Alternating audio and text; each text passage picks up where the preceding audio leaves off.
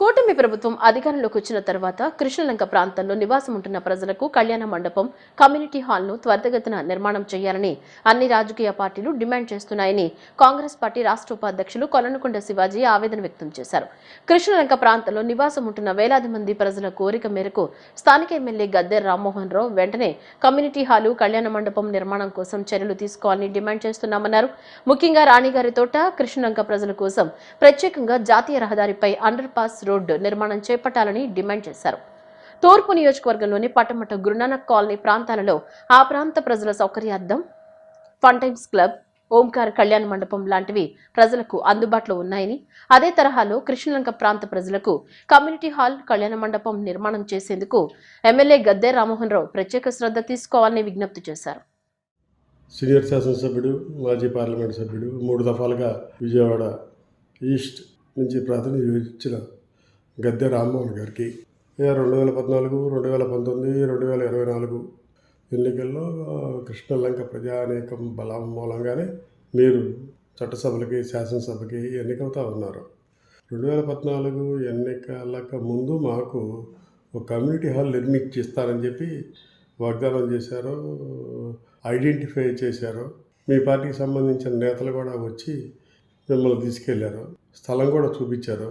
కృష్ణలంక డొంక రోడ్డు 22వ డివిజన్లో బాబెల్లా tea stall పక్కన ఉన్న రోడ్లో సిమెంట్ గోడౌన్ పక్కన ఇటో కార్యక్రమం, ఎన్హెచ్ కట్టకి అవతల పక్కన రాణిగారి దగ్గర, రాణిగారి తోట దగ్గర కూడా ఒక ఎకరం ఉన్నది. అటు ఇటు కలిపి ఎకరం ఉంటుంది.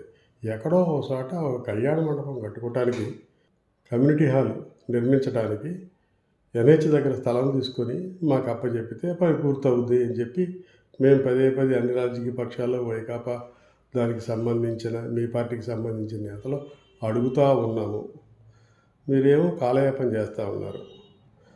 కానీ మీ ప్రాంతంలో గురునానక్ కాలనీలో ఫంటైన్ క్లబ్స్ అని ఉంది. అది బ్రహ్మాండంగా కార్పొరేషన్ స్థలం. పెళ్ళిళ్ళు, వేడుకలు, ఫంక్షన్లు, సోషల్ గ్యాదరింగ్లు అన్నీ జరుగుతూ ఉన్నాయి.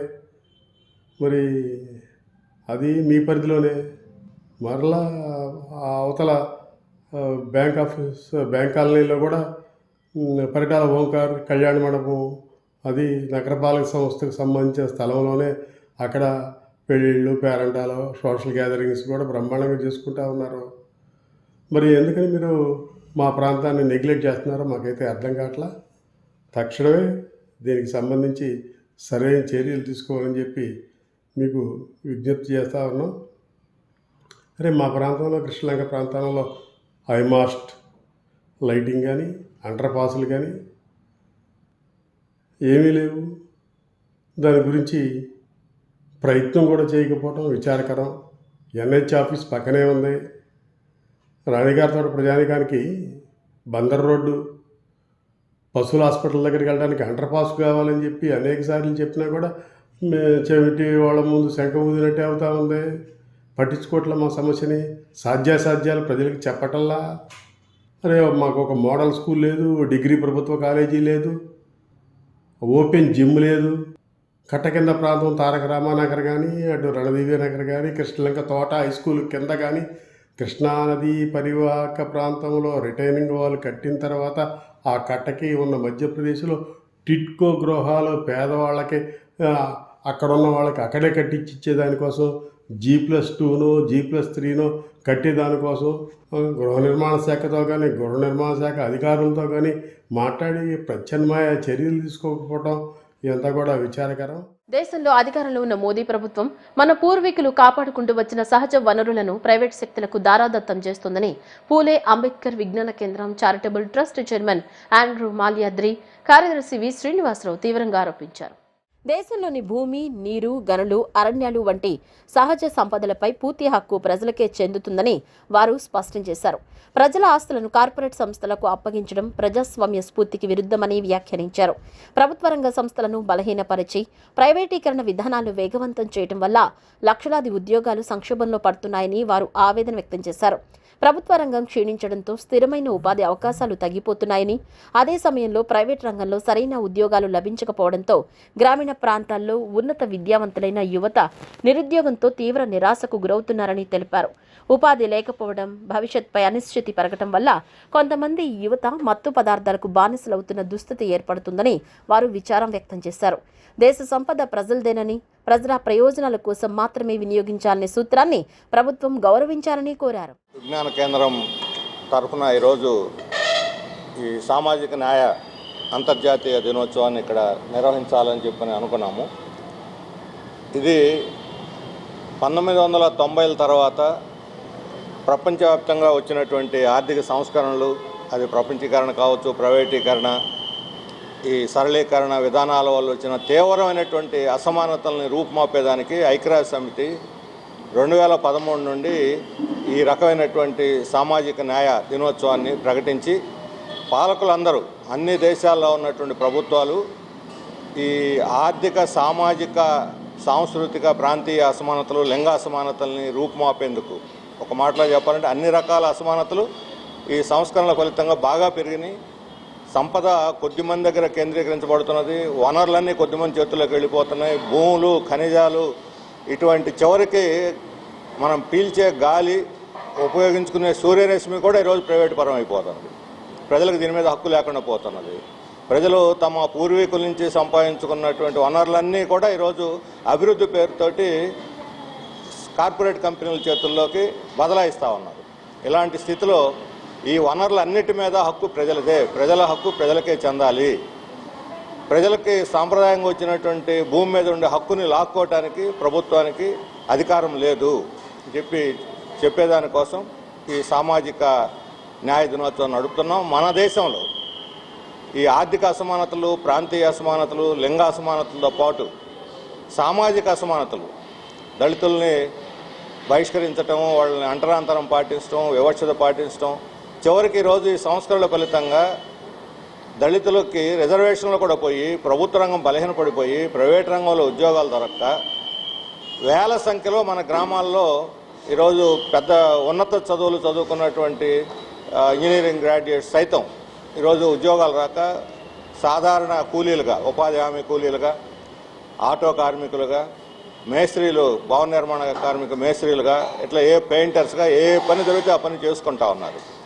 మన యువత 51% ఉంది. అది మన మహాశక్తి అని చంద్రబాబు నాయుడు గారు చెబుతుంటారు. ఇది ఒక ఐక్యరాజ్య సమితి ప్రకటిస్తే కేంద్ర రాష్ట్ర పాలకులు మాత్రం ఏమాత్రం కూడా దీని మీద దృష్టి పెట్టలేదు. ఇటీవల కేంద్రంలో, రాష్ట్రంలో బడ్జెట్ ప్రవేశపెడితే ఈ బడ్జెట్లో కనీసం దేశంలో, రాష్ట్రంలో అసమానతలు పెరిగిపోతూ ఉంటే అసమానతలు నిర్మూలించడం కోసం ఏమాత్రం కూడా బడ్జెట్ లేనటువంటి పరిస్థితి వస్తూ ఉంది. దళిత హక్కులు కాలరాయబడతా ఉన్నాయి, మహిళా హక్కులు కాలరాయబడతా ఉన్నాయి, ప్రాంతంలో అసమానతలు పెరుగుతూ ఉన్నాయి. వెనకబడ్డ ప్రాంతాలకి కనీసం నిధులు కేటాయించేటువంటి పరిస్థితి లేదు. ఇటీవల కాలంలో పరిశీలిస్తే ఉద్యోగాలు ఇచ్చేటువంటి పరిస్థితి లేదు, ఉద్యోగాల్లో రిజర్వేషన్లని అమలు చేసేటువంటి పరిస్థితి లేదు, ఉపాధి అవకాశాలు ఉన్నప్పుడు కూడా ఉపాధి అవకాశాలు మెరుగుపరచడం కోసం ఎలాంటి కృషి లేదు. అందుకోసంగా మహనీయుల స్ఫూర్తితోటి, పూలే అంబేద్కర్ స్ఫూర్తితోటి, వివిధ మహనీయుల స్ఫూర్తితో ఏర్పడినటువంటి పూలే అంబేద్కర్ విజ్ఞాన కేంద్ర చారిటబుల్ ట్రస్టు ఏర్పడి నుంచే అనేక సేవా కార్యక్రమాలు చేస్తూ ఉంది. ఇటీవల కాలంలో విజయవాడ నగరంలో కొండచర్యలు ఇరిగిపడ్డ వాళ్ళని ఆదుకోవడం కోసం, ఆ చుట్టుపక్కల ప్రజల కోసం అక్కడ వాళ్ళకి షెల్టర్ ఏర్పాటు చేయటం అయితేమి, అదే క్రమంలో వివిధ ప్రభుత్వాల్లో ఉన్నటువంటి ఆదుకోవడం కోసం అనేక రకాల కార్యక్రమాలు చేస్తూ ఉంది. ఆ కార్యక్రమాలతో పాటు అనేక సేవా కార్యక్రమాలు చేయడం కోసం ఈ పూలే అంబేద్కర్ విజ్ఞాన కేంద్ర చారిటబుల్ ట్రస్ట్ ఏర్పడి పనిచేసే క్రమంలో ఈరోజు ప్రపంచ సామాజిక న్యాయ దినోత్సవం సందర్భంగా కేంద్ర రాష్ట్ర పాలకులు అవలంబిస్తున్న విధానాలని ప్రచారం చేసే క్రమంలో ఆ రకంగా అసమానతలు లేని సమాజం కోసం అందరినీ చైతన్యం చేయడం కోసం ఈ యొక్క ఉద్దేశం జరుగుతుంది. దీన్ని అందరూ కూడా ప్రోత్సహించవలసిందిగా కోరుతా ఉన్నాం. కూటమి ప్రభుత్వం నిజాలపై అబద్ధ ప్రచారం చేస్తోందని జై భీమ్ రావు భారత్ పార్టీ రాష్ట్ర అధ్యక్షుడు జడ శ్రావణ్ కుమార్ ఆరోపించారు. 2014 తర్వాత ముఖ్యమంత్రిగా పనిచేసిన చంద్రబాబు పాలనలో అనేక అవినీతి ఆరోపణలు వెలుగు చూశాయని, వాటిపై సమగ్ర దర్యాప్తు జరగాలని డిమాండ్ చేశారు. మంత్రి లోకేష్ ఏపీ సిఐడి చేసిన అభియోగాలపై స్పష్టత ఇవ్వాలని, కేసులు ఎందుకు ముందుకు సాగడం లేదని ప్రశ్నించారు. ఉప ముఖ్యమంత్రి పవన్ కళ్యాణ్ రాష్ట్రంలో జరుగుతున్న పరిణామాలపై మౌనం ఎందుకు వహిస్తున్నారని నిలదీశారు. హెరిటేజ్ సంస్థ వ్యవహారాలు, ఇన్నర్ రింగ్ రోడ్డు మార్పులు, భూక్రయాల అంశాలపై ప్రభుత్వంపై ప్రజలకు భూక్రయాల అంశంపై ప్రభుత్వం ప్రజలకు సమాధానం చెప్పాలని కోరారు. లా అండ్ ఆర్డర్ పరిస్థితి దిగజారిందని, నిందితులకు న్యాయపరమైన శిక్షలు విధించకుండా ఎన్కౌంటర్ల పేరుతో వ్యవహరించడం సరైంది కాదన్నారు.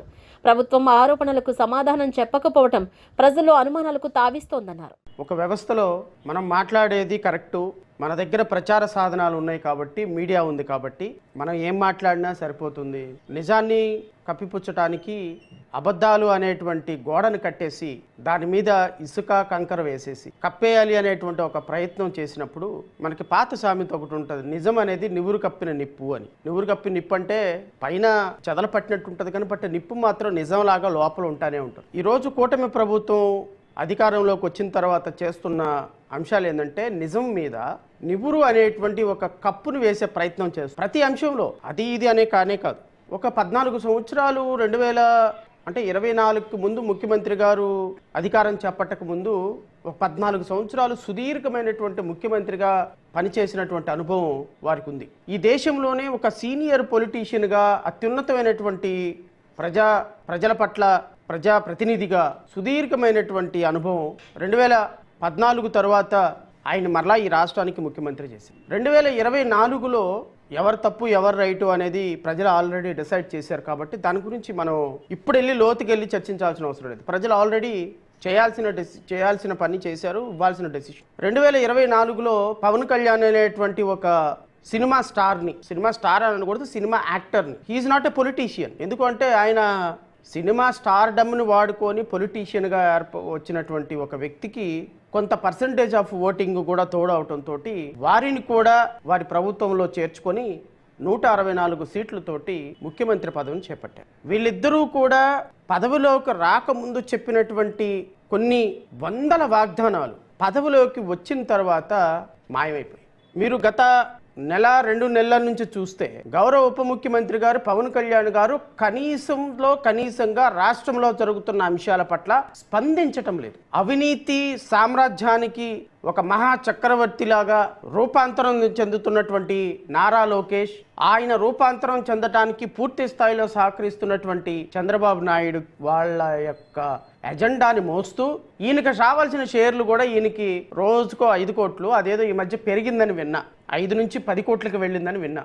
అంటే 300 కోట్ల రూపాయలు ఎవ్రీ మంత్ పవన్ కళ్యాణ్ ప్రభుత్వం నుంచి తీసుకుంటూ ప్రశ్నించకుండా మాట్లాడకుండా, ఇదంతా దేనికి అంటే మాట్లాడకుండా ఉండటానికి. నాకు తెలిసి పొలిటీషియన్స్లో చాలా అదృష్టవంతమైన పొలిటీషియన్ ఎవరైనా ఉన్నారంటే అది పవన్ కళ్యాణ్. ఎందుకు అదృష్టవంతులండి అంటే ప్రశ్నించడానికి ఎవరైనా డబ్బులు తీసుకుంటారేమో పొలిటీషియన్గా, కానీ ఈయన అదృష్టం ఏంటి అంటే ప్రశ్నించకుండా ఉండటానికి, ప్రెస్ మీట్లు పెట్టకుండా ఉండటానికి కూడా డబ్బులు తీసుకునేటువంటి ఏకైక పొలిటీషియన్ పవన్ కళ్యాణ్. విజయవాడ నగరపాలక సంస్థ సర్వసభ్య సమావేశంలో పలు అంశాలను లేవనెత్తడం జరుగుతుందని, ప్రజల పక్షాన సిపిఎం పోరాడుతుందని సిపిఎం రాష్ట్ర కమిటీ సభ్యులు Donepudi Kashinath, CPM floor leader బోయి సత్యబాబు స్పష్టం చేశారు. నగరంలోని శ్రీశ్రీ భవనం నందు ఏర్పాటు చేసిన మీడియా సమావేశంలో వారు మాట్లాడుతూ, ఇప్పటికే విజయవాడ నగరపాలక సంస్థ అభివృద్ధిలో వెనుకబడిందని, ఆర్థిక సంక్షోభంలో కూరుకుపోయిందన్నారు. రేపు జరగబోయే విజయవాడ నగరపాలక సంస్థ సర్వసభ్య సమావేశంలో మొత్తం 165 ప్రతిపాదనలు, 20 ప్రశ్నలు కాగా వాటిలో సిపిఎం 3 ప్రశ్నలు, 24 ప్రతిపాదనలతో పలు అంశాలపై కౌన్సిల్లో ప్రజల పక్షాన పోరాడనుందని చెప్పారు.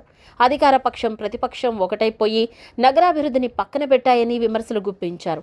నగర ప్రజల సమస్యల పరిష్కారం కోసం కౌన్సిల్లో సిపిఎం తప్పక పోరాటం చేస్తుందని స్పష్టం చేశారు. 21వ తేదీ కౌన్సిల్ సమావేశం జరగబోతా ఉంది. బహుశా లాస్ట్ బట్ 1 జరిగితే ఇంకో సమావేశం జరగవచ్చు, లేకపోతే జరగకపోనవచ్చు. అవకాశాలు మాత్రం జరిపేదానికి ఎక్కువ ఉన్నట్టుగా సమాచారం కనబడతా ఉంది. ఏదేమైనా ఈ కౌన్సిల్కి సంబంధించి 21వ తేదీ జరగబోతున్నటువంటి కౌన్సిల్లో ఓ 3-4 అంశాలు, ప్రధానమైనటువంటి అంశాలు ఉన్నాయి. మొత్తం 4.5 సంవత్సరాల కాలం, 4 సంవత్సరాల 9 మాసాల కాలం, 9-10 మాసాల కాలం కార్పొరేషన్ నిధులు జనరల్ ఫండ్స్ నుండి ఇతర దీనికి వినియోగిస్తున్నా కూడా ఎవరో మాట్లాడినటువంటి పరిస్థితి, మాట్లాడలేనటువంటి పరిస్థితి. ఏమి చేసినా, ఏమి చెప్పినా ఏమి జరగనటువంటి పరిస్థితి కనబడతా ఉంది. మళ్ళీ తిరిగి తీసుకొచ్చి చివరి కౌన్సిల్ ఎజెండాలో కూడా ఆ రకమైనటువంటి పద్ధతుల్లో సిగ్నలింగ్ వ్యవస్థకి సంబంధించి, నగరంలో సిగ్నలింగ్ వ్యవస్థకి సంబంధించినటువంటిది ఏర్పాటు అంటే అది కార్పొరేషన్ భరించడం సహజం. కానీ నగరపాలక సంస్థకి సంబంధించినటువంటి పరిధిలోనే కాకుండా రూరల్ ప్రాంతాల్లో, రూరల్ ఏరియాలో, విజయవాడ రూరల్ మండలంలో ఉన్నటువంటి జంక్షన్స్ కానీ దాదాపుగా ఒక రకంగా చెప్పాలంటే గన్నవరం ఎయిర్పోర్ట్కి దగ్గరగా ఉండేటువంటి సిగ్నలింగ్ వ్యవస్థకి ఎవరు డబ్బులు ఖర్చు పెట్టాలి? 2,98,000 అవుతుందని చెప్పనేటువంటి చెప్తా ఉన్నారు. 2,98,00,000. మరి 2,98,00,000కి సంబంధించి ఎవరు దీనికి జవాబుదారీ అని చెప్పనేది అడుగుతున్నాం. ఇందుట్లో సిటీకి సంబంధించినవి విడగొట్టండి, రూరల్కి సంబంధించినవి పక్కన పెట్టండి. వాటికి ఆ పంచాయతీల నుంచి తీసుకుంటారా లేదా? అసలు ఇంకోటి మేము అడుగుతున్నాం, గవర్నమెంట్ ఎందుకు చేయదు? రాష్ట్ర ప్రభుత్వం ఏం చేస్తా ఉంది? నగరపాలక సంస్థకి ఇవ్వాల్సినటువంటి డబ్బులు ఇవ్వాలిగా, నిధులు కేటాయించాలిగా. ఇక్కడ నిధులు కేటాయించరు, జనరల్ ఫండ్స్ నుంచి తీసుకురమ్మంటారు. ఇదే కౌన్సిల్లో ఇంకో సబ్జెక్ట్ కూడా రాబోతా ఉంది. ఈ రకమైనటువంటి పద్ధతుల్లో నగరంలో 19 రోడ్లు, 32 కిలోమీటర్లు, 23 కిలోమీటర్లు, 19 రోడ్లు, దీనికి బాగు చేయాల్సినటువంటిది 171 కోట్లు. ఈ 171 కోట్లు నగరపాలక సంస్థ జనరల్ ఫండ్స్ నుంచి భరించాలి. తర్వాత ప్రైవేట్ వాడికి అప్పచెబుతాయంట చంద్రబాబు నాయుడు గారు. విజయవాడ నగరపాలక సంస్థ సర్వసభ్య సమావేశం రేపు జరగబోతుంది. ఈ సమావేశంలో మొత్తం 165 ప్రతిపాదనలు, 20 ప్రశ్నలు రావడం జరిగింది. సిపిఎంగా 3 ప్రశ్నలు, 24 ప్రతిపాదనలు పొందుపరచడం జరిగింది. ముఖ్యంగా విజయవాడ నగరం ఈరోజు అప్పులమయమయ్యి ఆర్థిక సంక్షోభంలో కొట్టమెడుతుంది. పనిచేసిన కాంట్రాక్టులకి బిల్లులు చెల్లించక అభివృద్ధి పనులన్నీ ఎక్కడికెక్కడ స్తంభించిపోయి ఉన్నాయి. ఈ అంశాన్ని రేపు కౌన్సిల్లో ప్రధానంగా మేము ప్రస్తావించబోతున్నాం. రెండో అంశం, పీపీపీ మోడ్లో విజయవాడలో ఉన్నటువంటి ముఖ్యమైన రోడ్లన్నింటిని 19 ప్రధానమైన రహదారుల్ని ప్రైవేటు వారికి కట్టబెట్టేదానికి 172 కోట్ల రూపాయలు నగర ప్రజల మీద భారాలు వేసేదానికి రాష్ట్ర ప్రభుత్వం ఇచ్చిన మెమోను తిరస్కరించమని కూడా కౌన్సిల్లో ప్రతిపాదించాం. ఈ అంశాన్ని కూడా గట్టిగా మేము ప్రస్తావించబోతున్నాం. అలాగే 32 కోట్లతో విజయవాడ నగరంలో గాలి కాలుష్యాన్ని నియంత్రించేదానికి పెట్టినటువంటి ఆఫీస్ సైడ్ నుంచి పెట్టిన ఎజెండాలో చేసిన పార్కుల్ని, అభివృద్ధి అయిన పార్కుల్ని, అలాగే బాగున్న రోడ్లు కూడా ఐటమ్స్లో దీంట్లో పెట్టున్నారు. వీటిని కూడా సవరించేదానికి, అవినీతి అక్రమాలు జరగకుండా చూసేదానికి మా వంతు ప్రయత్నం చేయడం జరుగుతుంది. మన విజయవాడ నగరానికి సంబంధించి ట్రాఫిక్ సిగ్నల్స్ ఏర్పాటుకు సంబంధించిన అంశంలో రాష్ట్ర ప్రభుత్వం నిధులు కేటాయింపు చేయకుండా, అలాగే రూరల్ ప్రాంతానికి కూడా విజయవాడ నగర జనరల్ బడ్జెట్ నుంచి నిధులు కేటాయించమని ఇది సిడిఎంఏ వారు నిర్ధారించారంట. 2 సంవత్సరాలు మెయింటెనెన్స్ చేస్తారంట. దానికి 2,59,00,000 రూపాయలు విజయవాడ నగర ప్రజల నుంచి చెల్లించాలంట. ఈ అంశాన్ని కూడా నిరంకుశమైన వైఖరిది. రాష్ట్ర ప్రభుత్వమే నిధులు కేటాయించే విధంగా రేపు కౌన్సిల్లో మేము ప్రస్తావించబోతున్నాం.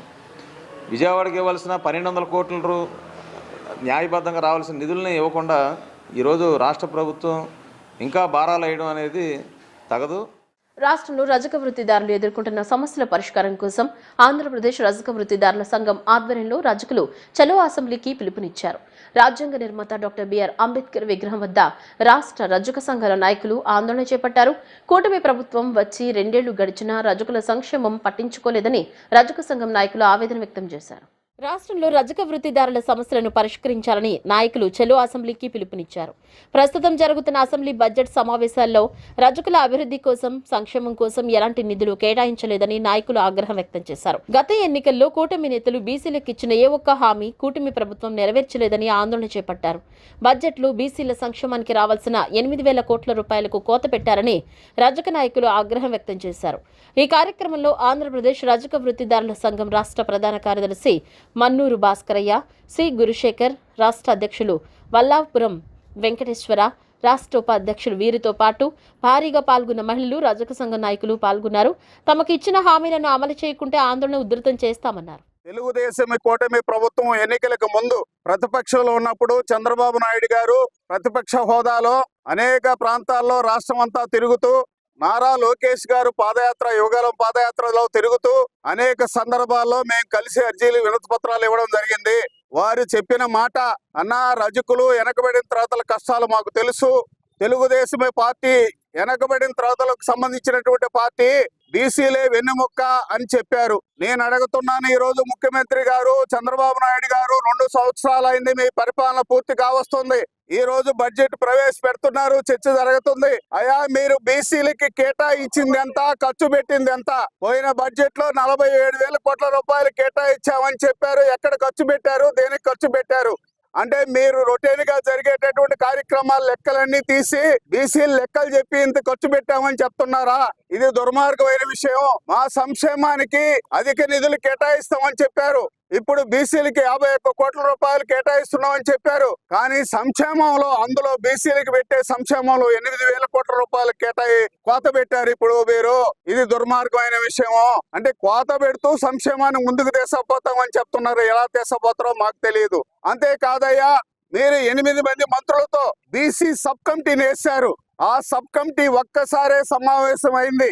8 నెలల కాలం గడిచింది. కానీ 8 నెలల కాలంలో ముఖ్యమంత్రి గారు మీరు చెప్పిన అంశం వివిధ ప్రజా సంఘాలతో, బీసీ సంఘాలతో, వృత్తి సంఘాలతో, ప్రజా సంఘాలతో చర్చిస్తానని చెప్పారు. విధి విధానాలు నిర్ణయిస్తానని చెప్పారు. మీడియా మిత్రులందరికీ ముందుగా నా నమస్కారం. ఈరోజు ఈ ధర్నా ఉద్దేశాన్ని మా రాష్ట్ర అధ్యక్ష కార్యదర్శులు వివరించారు. మేము కూడా ఈరోజు ధర్నా పెట్టడానికి కారణం కూడా బడ్జెట్ సమావేశాలు జరుగుతూ ఉన్నాయి. ఈ సమావేశంలో మాకు ఇస్తా ఉన్నటువంటి డిమాండ్స్ని నెరవేర్చాలని చెప్పేసి మేము చెబుతా ఉన్నాం. అలాగే రక్షణ చట్టం గురించి చెప్పారు. చాలా తీవ్రంగా ఉన్నటువంటి రక్షణ చట్టం చేయాలి. ఎందుకంటే ఎస్సీ ఎస్టీ అట్రాసిటీ చట్టం లాగా ఉండాలి. ప్రభుత్వం ఏం చేసింది, 8 మందితో కమిటీ వేసి బీసీలందరికీ చట్టం అని చెప్పేసి అంటుంది. బీసీలందరికీ ఇచ్చినందువల్ల మాకేమీ నష్టం లేదు, మేము సంతోషిస్తాం. అయితే ప్రధానంగా నష్టపోతుంది ఎవరంటే బీసీల్లో ఉన్నటువంటి రజక వృత్తిదారులే. ఎందుకంటే అపార్ట్మెంట్లో పనిచేస్తూ ఉన్నారు, వివిధ గ్రామాల్లో పనిచేస్తూ ఉన్నారు. వీళ్ళ మీద అనేక రకాలుగా దాడులు జరుగుతూ ఉన్నాయి. కాబట్టి ఖచ్చితంగా మాకు రక్షణ చట్టం అవసరం అని చెప్పేసి మేము ప్రధానంగా డిమాండ్. అలాగే కార్పొరేషన్ కేటాయించారు, కార్పొరేషన్కి చైర్మన్ గారు ఉన్నారు. ఆమె అన్ని జిల్లాలు తిరుగుతూ ఉంది. ఎన్నికల ప్రణాళికలో తన మేనిఫెస్టోలో పెట్టినటువంటి హామీలను అమలు చేయాలనే ఉద్దేశం ప్రధాన డిమాండే ఈరోజు ఇక్కడ ధర్నా. ఎందుకంటే రజక సంక్షేమానికి నిధులు కేటాయిస్తాను, దాని ద్వారా మీరు సంక్షేమానికి ఖర్చు పెడతా అన్నాడు. పోయిన బడ్జెట్లో ఆదరణ 3 కోసం 1000 కోట్ల నిధులు కేటాయించాడు. కానీ ₹1 కూడా నిధులని ఖర్చు పెట్టలేదు. మరి ఏమైనాయో ఆ 1000 కోట్లు ఇప్పుడు దాకా కూడా తెలియదు. మళ్ళా 2026-27 బడ్జెట్లో ఆదరణ 3 కోసం మళ్ళీ 1000 కోట్లు ఖర్చు పెట్టాం. ఈ 1000 కోట్ల ద్వారా బీసీలని, వృత్తిదారులని పారిశ్రామికవేత్తలుగా తయారు చేస్తామని బీసీ సంక్షేమ శాఖ మంత్రి చెప్పడం చాలా విడ్డూరంగా ఉంది. అంటే మీరు ఆదరణ 3 కోసం వాషింగ్ మిషన్లు, అత్యాధునిక పరికరాలు ఇస్తామని చెప్పారు. కానీ దాని ద్వారా పారిశ్రామికవేత్తలు చేస్తామని కాదు. ఎట్లా పారిశ్రామికవేత్తలు చేస్తారు? ఈ రాష్ట్రంలో 25 లక్షల మంది సుమారుగా రజక వృత్తిదారులు ఉన్నారు. కనీసం దామాష ప్రకారం బడ్జెట్లో నిధులు కేటాయించాలి కదా. కేటాయించలేదు, ఏమైనా ఖర్చు పెట్టారా? ఏమీ ఖర్చు పెట్టలేదు. బులెటిన్లో షార్ట్ బ్రేక్.